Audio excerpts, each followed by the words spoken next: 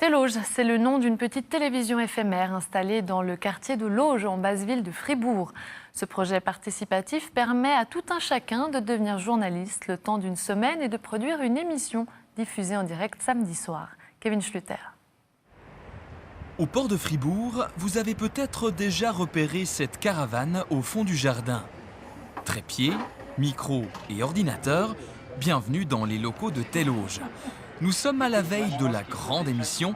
L'institutrice Muriel Bourcard termine un reportage sur sa classe qu'elle a transformé en mini-parlement. On a mis les enfants en situation de grand conseil, de conseil d'État. On leur a demandé qu'est-ce qui était important pour eux, de quoi ils voulaient parler, quels étaient leurs soucis à l'école. Ils avaient une préoccupation du vol dans l'école parce qu'ils trouvaient qu'il y avait des choses qui disparaissaient. Alors il s'agissait de règles, de crayons, de choses comme ça. Mais c'était une préoccupation pour eux de retrouver leurs affaires. Filmer et monter son reportage, un exercice difficile, surtout quand c'est la première fois que l'on touche à une caméra, sans oublier le délai d'une semaine à respecter. C'est le stress.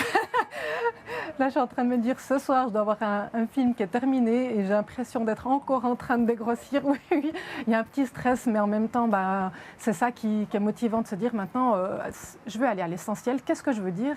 Qu'est-ce que je vais faire avec les images que j'ai là? Heureusement, l'institutrice bénéficie de l'aide de professionnels comme Baptiste Janon. C'est la 3e fois qu'il participe au projet Téloge. Le but, c'est justement de pérenniser une télévision participative.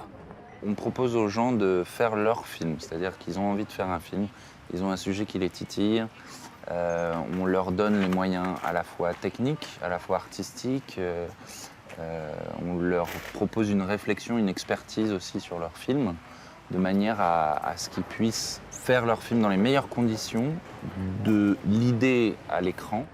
Un écran qui doit encore être installé juste à côté pour le grand show. La suite est à découvrir samedi au port de Fribourg dès 21 h.